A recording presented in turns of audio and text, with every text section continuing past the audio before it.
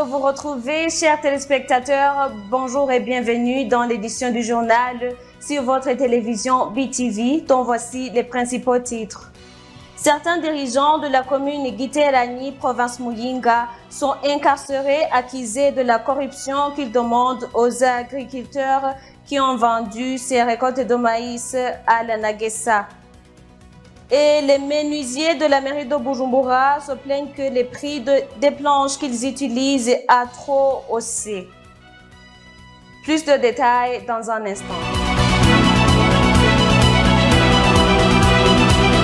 Certains dirigeants de la commune Giterani en province de Muyinga sont incarcérés, accusés de la corruption qu'ils demandent aux agriculteurs qui ont vendu les récoltes de maïs à Anaguessa, comme le confirme Ndouaye de Floride, administrateur de la commune. Certains chefs de colline de la commune Giterani en province Muyinga sont arrêtés et incarcérés pour des raisons de corruption. Ils ont accusé de demander aux agriculteurs une somme d'argent afin d'avoir la permission de vendre les récoltes de maïs dans l'Agence nationale de gestion des stocks et de sécurité alimentaire Anaguessa ainsi, comme le signale Ndouaye de Floride, administrateur de cette commune.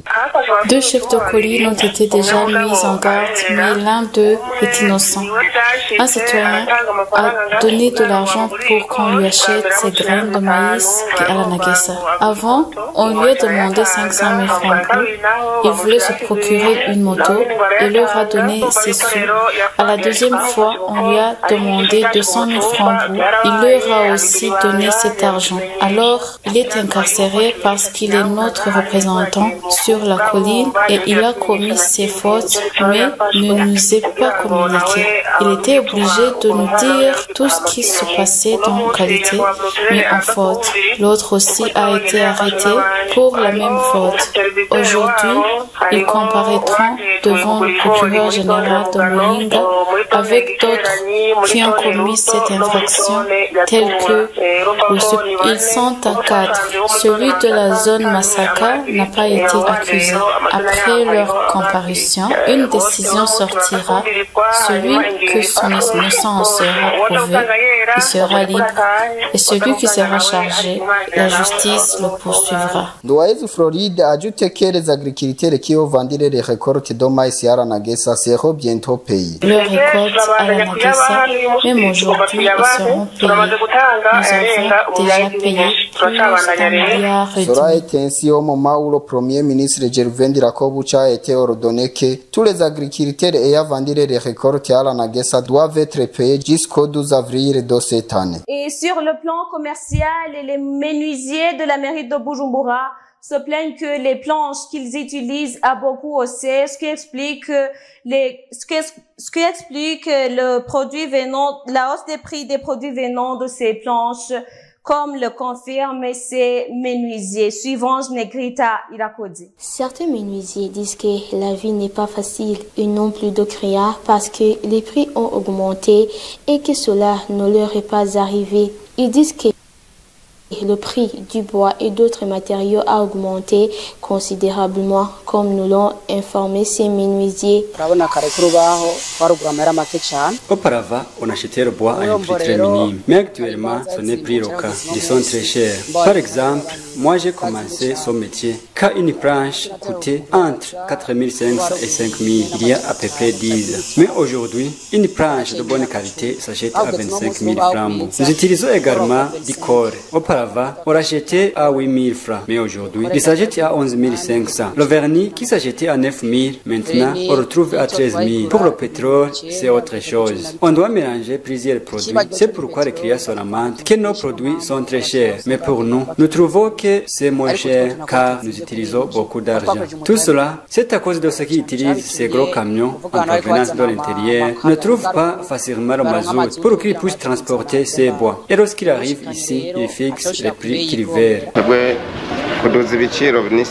Pour nous, augmenter les prix, c'est normal. Mais pour les clients, ils n'acceptent pas facilement. On a augmenté le prix des chaises et les cercueils. Tous ces produits sont vendus étant chers. Auparavant, le bois s'achetait à 5 000, mais à présent, il s'achète à 12 000. Le produit qu'on vendait à 400 000, actuellement, on le vend à 500 000. Dire cela aux clients est très difficile. Certains de nos produits sont exposés. Ici, ça peut prendre plusieurs jours. Il y a ceux qui viennent demander et trouvent qu'ils sont très chers. Ils retournent sans rien acheter. Ils disent que si le carburant n'est pas disponible, les prix seront toujours exorbitants car c'est la principale raison de la hausse de ces prix. Ce que je demande surtout, il faut que le carburant soit disponible car les fournisseurs de bois en ont besoin pour faciliter leur travail.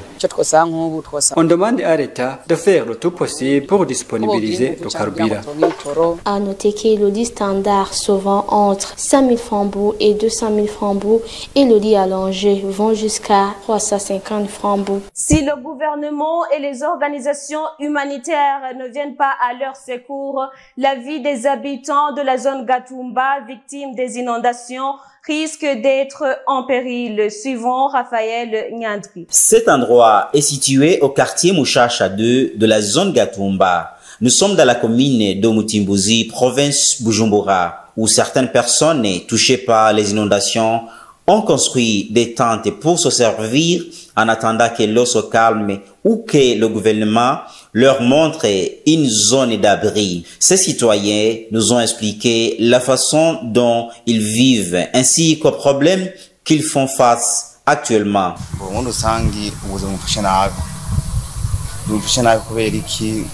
En général, la vie est mauvaise car nous ne recevons aucune aide. Aucune organisation ne vient nous rendre visite et nous demande comment nous vivons ici dans le cas. D'abord, nous n'avons pas d'eau et ensuite, nous n'avons pas de toilettes pour nous aider.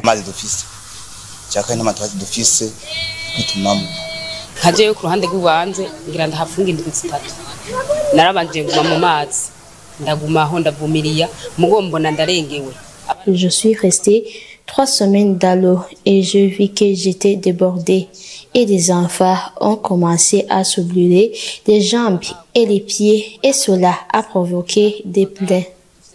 Ces citoyens ont fait appel au gouvernement et aux organisations humanitaires pour les aider dans cette période où ils sont confrontés à de nombreux défis.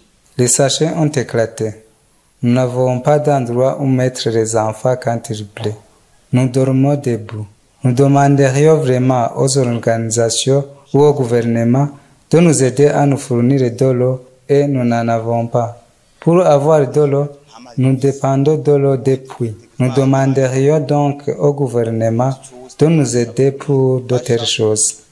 La zone de Gatumba est affectée depuis longtemps par les eaux du lac Tanganyika et maintenant elle connaît encore plus de désagréments à cause des débordements des eaux de la rivière Lusizi qui se frayent un chemin dans leurs maisons, rendant ainsi la vie des gens extrêmement difficile. Parlons maintenant du social. La démolition d'une station de pompage se trouvant à Nahangwa, quartier Mutanga Sud, serait l'une des causes qui provoque la pénurie d'eau qui s'observe actuellement dans la ville de Bujumbura, comme l'indiquent certains des habitants de cette localité. Suivant Jules Verne Nakimana. Ici, c'est à Mugoboka, des quartiers Mutanga Sud, commune Mukaza, à mairie de Bujumbura, exactement à la conduite d'eau de la régie des eaux en provenance de la rivière Nahangwa, qui est totalement détruite. Selon les habitants de cette localité, la destruction de cette station peut être parmi les causes de la pénurie d'eau qui s'observe de plus en plus dans la ville de Bujumbura.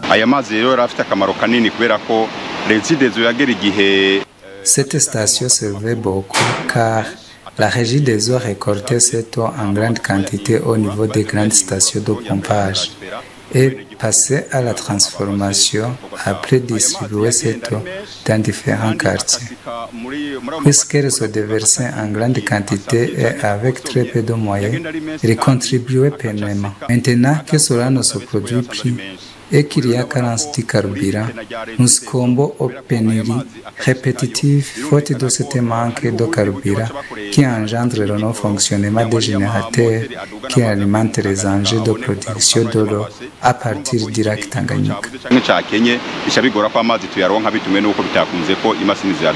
Cela est ainsi au moment où le problème de pénurie d'eau s'observe dans plusieurs quartiers de la ville de Bujumbura. Dans certains quartiers, les habitants peuvent passer 2 ou plusieurs jours sans avoir qu'une goutte d'eau. Hello, can you have Blaugrana crew, please? Blaugrana crew! Blaugrana crew! Blaugrana crew!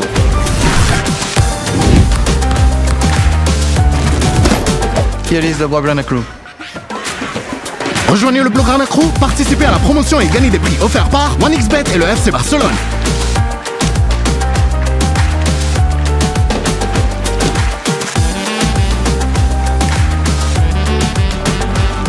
Et avant de clôturer, suivons l'actualité internationale avec Patrice Kini. Il est 11h à l'aéroport de Nouakchott. Le président du Sénégal et le plus jeune démocratiquement élu en Afrique, Bassirou Diomaye Faye, descend de l'avion. C'est son tout premier déplacement à l'étranger depuis son élection fin mars. Et pour ce faire, il a choisi son voisin mauritanien. Une visite stratégique et symbolique qui témoigne de la volonté du président sénégalais de consolider les liens de bon voisinage qui unissent les deux pays à l'instar de son prédécesseur. Les pays entretiennent une coopération dans plusieurs secteurs comme celui de la sécurité, les hydrocarbures, de l'énergie ou encore de la pêche. La pêche au Sénégal est en effet un secteur qui occupe une place importante dans l'économie. Quelques chiffres. Environ 600 000 personnes y travaillent sur une côte de 700 km. Avec la Mauritanie, ce sont quelques 500 licences qui ont été accordées à des pêcheurs sénégalais pour accéder aux eaux mauritaniennes. L'exploitation des hydrocarbures est en effet un autre secteur stratégique pour les deux pays avec les grands gisements gaziers GTA situés au large à la frontière maritime sénégalo-mauritanienne. Si la première phase du projet verra la production de 2,5 millions de tonnes par an de gaz liquéfié à terme, il est prévu jusqu'à 10 millions de tonnes par an. Le début d'exploitation pour ces gisements est prévu pour cette année 2024. En ce qui concerne les infrastructures, il y a une construction depuis 2021 du pont des Rosso sur les deux rives du fleuve Sénégal qui facilitera les déplacements entre ces deux pays. Bassirou Diomaye Faye doit se rendre ce samedi à Gambie, pays enclavé dans le Sénégal à l'exception de sa façade maritime, selon un communiqué du gouvernement sénégalais publié mercredi.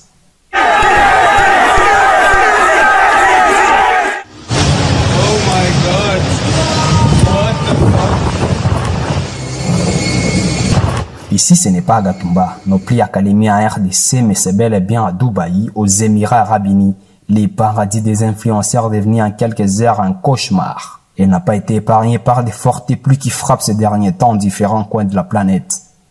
Des orages d'une rare intensité accompagnés de plusieurs pluies diluviennes se sont abattus sur la péninsule arabique. Les centres commerciaux, des stations de métro, les routes et autoroutes géantes de Dubaï avaient été inondées, les écoles fermées et les trafics aériens perturbés à cause des perturbations ayant entraîné aux Émirats Arabes Unis la chute de 254 mm de pluie en une journée, l'équivalent de près de 10 ans de précipitations dans ces pays désertiques. L'aéroport international de Dubaï, l'un des plus fréquentés au monde, n'est plus qu'une vaste étendue d'eau. Les avions sur les tarmacs semblent faire un amérissage, obligés de détourner une partie des vols. Les violents orages ont touché également Bahreïn dans plusieurs régions du Qatar et à Oman, où au moins 19 personnes sont mortes dans des inondations. Les précipitations survenues à Dubaï, aux Émirats Arabes Unis ce mardi, ont été les plus importantes jamais enregistrées dans ces pays depuis le début des relevés en 1949, selon les autorités. Et voilà, mesdames et messieurs, c'est ici que prend fin notre édition du journal. Merci de nous avoir suivis. Que Dieu vous garde.